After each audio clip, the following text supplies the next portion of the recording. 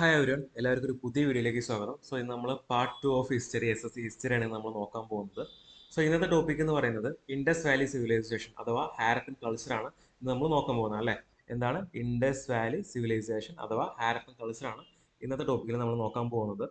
So ഇതിന് introduction പാർട്ടായിട്ട് നമ്മൾ വരുന്നത് ഇത് ഫസ്റ്റ് അർബൻ സിവിലൈസേഷൻ ഇന്ത്യ അല്ലെ, ഇന്ത്യയിലെ ആദ്യത്തെ അർബൻ സിവിലൈസേഷൻ ആണ് അഥവാ ബ്രോൺസ് ഏജിലുള്ള ഒരു അർബൻ സിവിലൈസേഷൻ ആണ് നമ്മുടെ ഹാരപ്പൻ കൾച്ചർ എന്ന് പറയുന്നത്.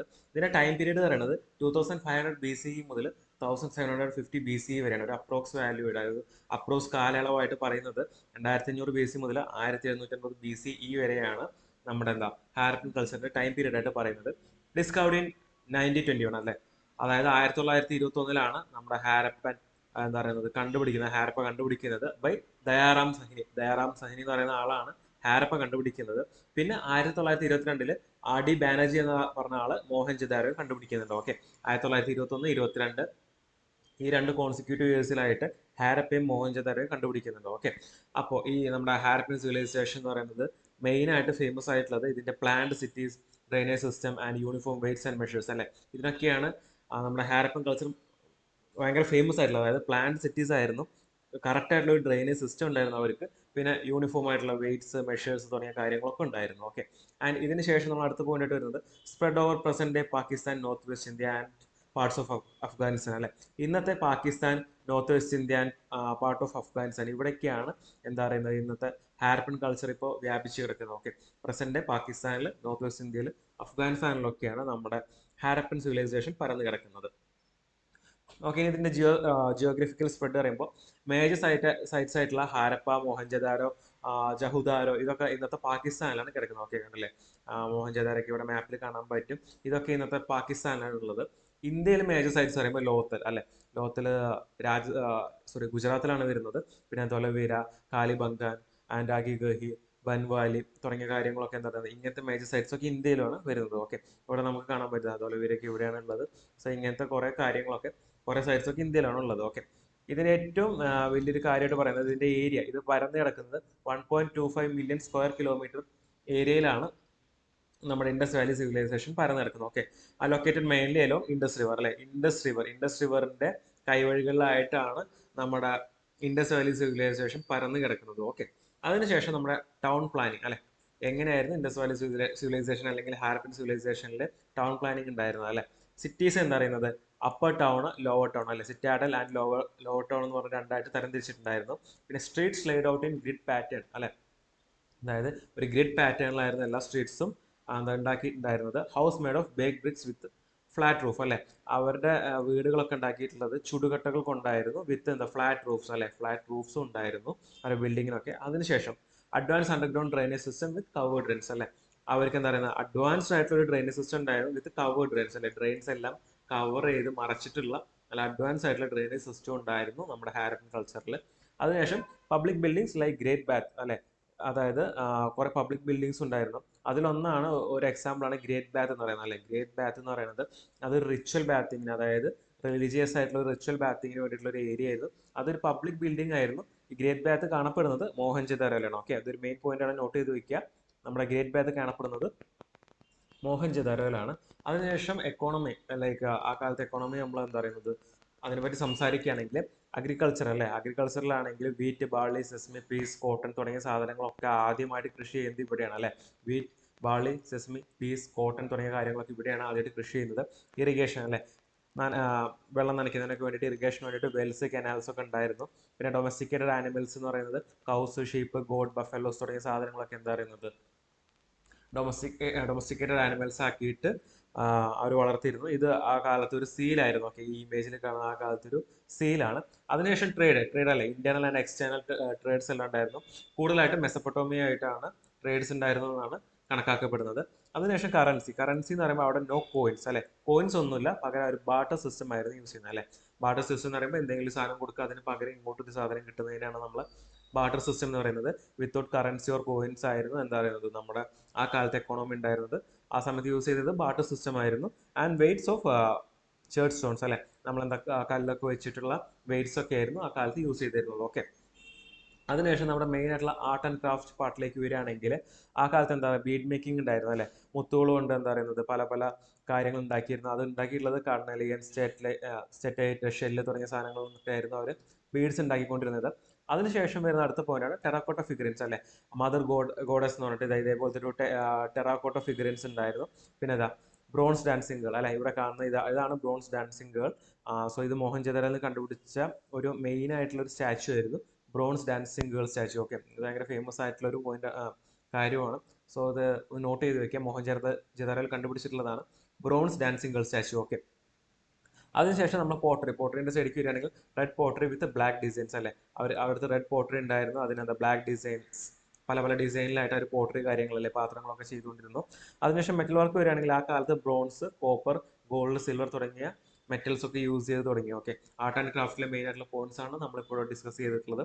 അതിനുശേഷം നമ്മുടെ സ്ക്രിപ്റ്റ് ആൻഡ് ലാംഗ്വേജ് പറയുകയാണെങ്കിൽ ഹാരപ്പൻ സ്ക്രിപ്റ്റ് ഇപ്പോഴും എന്താ പറയുന്നത് അത് വായിച്ചെടുക്കാൻ കഴിഞ്ഞിട്ടുള്ള അൺഡെസിഫേർഡ് ആണ്. ഓക്കെ, ഹാരപ്പൻ സ്ക്രിപ്റ്റ് പറയുന്നത് അൺഡെസിഫേർഡ് ആണ്. Written on seals, pottery, copper tablets അല്ലേ. സീൽസിൽ, പോട്ടറി പാത്രങ്ങളിൽ, കോപ്പർ ടാബ്ലറ്റ്സിലൊക്കെ ഇതേപോലെ കോപ്പർ ടാബ്ലറ്റ്സിലൊക്കെയാണ് എന്താ പറയുന്നത് നമ്മുടെ ഹാരപ്പൻ സ്ക്രിപ്റ്റ് എഴുതിയിട്ടുള്ളത്. സ്ക്രിപ്റ്റ് ഡയറക്ഷൻ അല്ലെ, റൈറ്റ് നിന്ന് ലെഫ്റ്റ് എന്നുള്ള രീതിക്കായിരുന്നു, മോസ്റ്റ്ലി റൈറ്റ് നിന്ന് ലെഫ്റ്റിക്കായിരുന്നു എല്ലാ സ്ക്രിപ്റ്റിന്റെയും ഡയറക്ഷൻ എന്ന് പറയുന്നത്. പോസിബിലി പ്രോട്ടോ ഡ്രാവിഡൻ ലാംഗ്വേജ് അല്ലെ, ഒരു പ്രോട്ടോ ഡ്രാവിഡൻ ലാംഗ്വേജ് ആണെന്നാണ് ഇത് അറിയപ്പെടുന്നത്, ഇതിന്റെ സ്ക്രിപ്റ്റ്. ഓക്കെ, അതിനുശേഷം നമ്മുടെ റിലീജിയൻ പാർട്ടിലേക്ക് വരികയാണെങ്കിൽ അവർ വേർഷിപ്പ് ചെയ്തിട്ടുള്ളത് മദർ ഓഫ് ഗോഡസ് അല്ലെ. മദർ ഓഫ് ഗോഡസ് എന്ന് പറയുന്ന ആളെയാണ് അവർ വേർഷിപ്പ് ചെയ്തിട്ടുണ്ടായിരുന്നത്. അത് മെയിനായിട്ട് ഫെർട്ടിലിറ്റി ആയിട്ട് റിലേറ്റഡ് ആയിട്ടുള്ള ഒരാളായിരുന്നു. പിന്നെ അതിനുശേഷം വേർഷിപ്പ് ചെയ്തിട്ടുള്ളത് പശുപതി ലൈക്ക് ഡേറ്റി അല്ലെ, ഒരു എന്താ പ്രോട്ടോ ശിവന്റെ അതിന് ഒരു പശുപതി എന്ന് പറയുന്ന ലൈക്ക് ഒരു ദൈവത്തിനെ ആയിരുന്നു അവർ വേർഷിപ്പ് ചെയ്തിട്ടുണ്ടായിരുന്നത്, അവർ ആരാധിച്ചിട്ടുണ്ടായിരുന്നത്. അതിനുശേഷം സേക്രഡ് ആനിമൽസ് അല്ലെ, സേക്രഡ് ആനിമൽസ് വരികയാണെങ്കിൽ ബുൾ, യൂണിക്കോൺ, എലഫന്റ് തുടങ്ങിയ കാര്യങ്ങളൊക്കെ അവർ എന്താ പറയുന്നത് ഒരു സേക്രഡ് ആയിട്ടുള്ള ആനിമൽ ആയിട്ടാണ്, അതായത് ഒരു വിശുദ്ധമായിട്ടുള്ള കാര്യമായിട്ടാണ് അവർ കണ്ടിട്ടുണ്ടായിരുന്നത് അല്ലെ. അതിനുശേഷം ഫയർ ആൾട്ടാറസ് അറ്റ് കാലിബംഗൻ അല്ലെ, അതായത് ഇങ്ങനെ തീയൊക്കെ ഉള്ള ഒരു ഫയർ ആൾട്ടാറസ് ഉണ്ടായിരുന്നു എല്ലായിടത്തും. കാലിബംഗനായിരുന്നു അതിൽ മെയിൻ ആയിട്ടുള്ള ഒരു സൈറ്റ് എന്ന് പറയുന്നത്.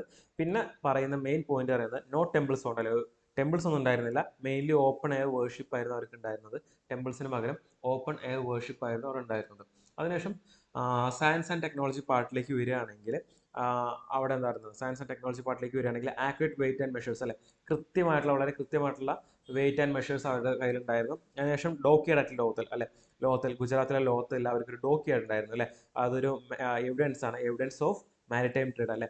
അവർ ഡോക്കിയാർഡ് ഉണ്ടായിരുന്നു എന്നുള്ളത് ഒരു മാരിടൈം ട്രേഡിന്റെ എവിഡൻസ് ആണ്. അതിനുശേഷം use of standard brick size അല്ലെ, അവർക്കൊരു സ്റ്റാൻഡേർഡ് ബ്രിക്ക് സൈസ് ഉണ്ടായിരുന്നു. അതായിരുന്നു എല്ലാ സ്ഥലങ്ങളിലും ബിൽഡിങ്ങുകൾ പണിയാനും വീടുകൾ വെക്കാനൊക്കെ അവർ യൂസ് ചെയ്തിരുന്ന ഒരു സ്റ്റാൻഡേർഡ് ബ്രിക്ക് സൈസ് ഉണ്ടായിരുന്നു. And knowledge of town drainage and water management അല്ലെ, അവർക്ക് എന്താ പറയുന്നത് ടൗൺ ഡ്രെയിനേജ് സിസ്റ്റത്തിനെ പറ്റിയും വാട്ടർ മാനേജ്മെന്റിനെ പറ്റിയിട്ടൊക്കെ കൃത്യമായിട്ടൊരു ധാരണ ഉണ്ടായിരുന്നു ആ കാലത്ത് സയൻസ് ആൻഡ് ടെക്നോളജി. ഓക്കെ, അതിനുശേഷം നമ്മൾ ഇമ്പോർട്ടൻറ്റ് സൈറ്റ്സ് എവിടെയൊക്കെയാണ് വരുന്നതെന്ന് നമ്മൾ ഡിസ്കസ് ചെയ്യണം. ഹാരപ്പ പറയുന്നത് പാകിസ്ഥാനിലാണ് ഇന്നത്തെ വരുന്നത്.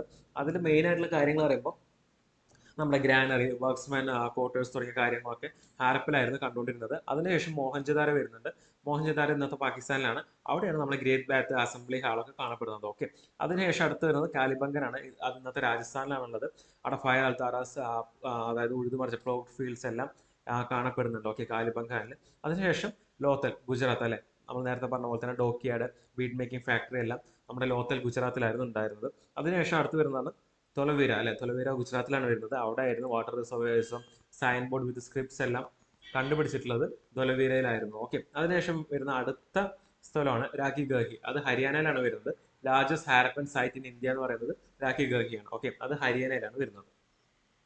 അതിനുശേഷം പോസിബിൾ ഡിക്ലൈൻ തിയറീസ് അല്ലെ, എങ്ങനെയാണ് ഹാരപ്പൻ കൾച്ചർ ഡിക്ലൈൻ ചെയ്തത്, പോസിബിൾ റീസൺസ് ഒക്കെയാണ് നമ്മളിവിടെ ഡിസ്കസ് ചെയ്യാൻ പോകുന്നത്. ഒന്നാമത്തെ ക്ലൈമറ്റ് ചേഞ്ച് ആൻഡ് ഡ്രോട്ട് അല്ലെ, ക്ലൈമറ്റ് ചേഞ്ചും വരൾച്ചയാണ് മെയിൻ ആയിട്ടുള്ള റീസൺ ആയിട്ട് പറയുന്നത്.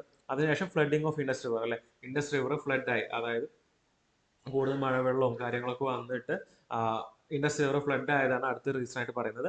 And decline in trade with Mesopotamia അല്ലെ, മെസപ്പൊട്ടോമിയ ആയിട്ടുള്ള വ്യാപാരത്തിലുള്ള തകർച്ചയും ഒരു കാരണമായിട്ട് പറയുന്നുണ്ട്. പിന്നെ ഇൻവേഷൻ ബൈ ഇന്തോ ആര്യൻസ് അല്ലെ, ഇന്തോ ആര്യൻസിന്റെ ഒരു ഇൻവേഷൻ കൂടി ഇതിന്റെ ഡിക്ലൈൻ തിയറി ആയിട്ട് പറയപ്പെടുന്നുണ്ട്. അതൊരു കോൺട്രവേഴ്ഷ്യൽ തിയറിയാണ്. ഓക്കെ, ഇന്തോ ആര്യൻസിന്റെ ഇൻവേഷൻ. അതിനുശേഷം soil degradation due to over use അല്ലെ, അവിടുത്തെ ഓവർ യൂസും കൃഷി കാരണം, സോയിൽ ഡീഗ്രഡേഷൻ കാരണം അവരവിടെ നിന്ന് എന്തായിരുന്നു അവിടെ ഡിക്ലൈനിന് കാരണമായി എന്നും ഒരു അടുത്ത റീസൺ ആയിട്ട് ഇവർ പറയുന്നുണ്ട്. ഓക്കെ, അതിനുശേഷം നമുക്ക് ഏറ്റവും ലാസ്റ്റ് സ്ലൈഡാണ്. ഇതിൽ നമ്മൾ കീ SSC എക്സാം പോയിന്റ്സ് ആണ് കവർ ചെയ്യാൻ പോകുന്നത്. ഓക്കെ, സോ ലൈക്ക് നമ്മൾ ആദ്യത്തെ point first Harappan site discovered അല്ലെ. ആദ്യത്തെ ഹാരപ്പൻ സൈറ്റ് പറയുന്നത് ഹാരപ്പ തന്നെയാണ്. അത് 1921 കണ്ടുപിടിച്ചിട്ടുള്ളത്. അതിനുശേഷം ലാർജസ്റ്റ് സൈറ്റ് അല്ലെ, അത് ഏറ്റവും വലിയ സൈറ്റ് അത് മോഹൻജദാരോ ആണ്. അത് എവിടെ, ഇന്നത്തെ പാകിസ്ഥാനിലാണ് വരുന്നത്. ഓക്കെ, മോഹൻജദാരോ ആണ് ഈ നമ്മുടെ ഇൻഡസ് വാലി സിവിലൈസേഷനിലെ ഏറ്റവും വലിയ സൈറ്റ്. അത് പറയുന്നത് മോഹൻജദാരോ ഇന്നത്തെ പാകിസ്ഥാനിലാണ് വരുന്നത്. അതിനുശേഷം അടുത്ത് വരുന്നത് ലാർജസ്റ്റ് സൈറ്റ് ഇൻ ഇന്ത്യ അല്ലെ. ഇന്ത്യയിലെ ഏറ്റവും വലിയ സൈറ്റ് പറയുമ്പോൾ രാഖി ഗഹി, അത് എവിടെയാണ്, ഹരിയാനയിലാണ് വരുന്നത്. അതിനുശേഷം ഓൺലി IVC ഡോക്യാർഡ് അല്ലെ, ഒരേ ഒരു IVC ഡോക്യാർഡ് ഉള്ളത് അത് എവിടെയാണ്, ലോത്തലിലാണ് വരുന്നത്. ഓക്കെ, ലോത്തലിലാണ് നമ്മുടെ ഈ IVC ഡോക്യാർഡ് വരുന്നത്. അതിനുശേഷം earliest evidence of plot field അല്ലെ, ഏറ്റവും ഉഴുതുമറിച്ചതിനുള്ള ഏറ്റവും ഏർലിയസ്റ്റ് ആയിട്ടുള്ള എന്താ പറയുന്നത് എവിഡൻസ് പറയുന്നത് കാലിബംഗാനിലാണ് വരുന്നത്. അതിനുശേഷം സ്ക്രിപ്റ്റ് എന്താണ്, അൺഡെസിഫൈഡ് ആണ്.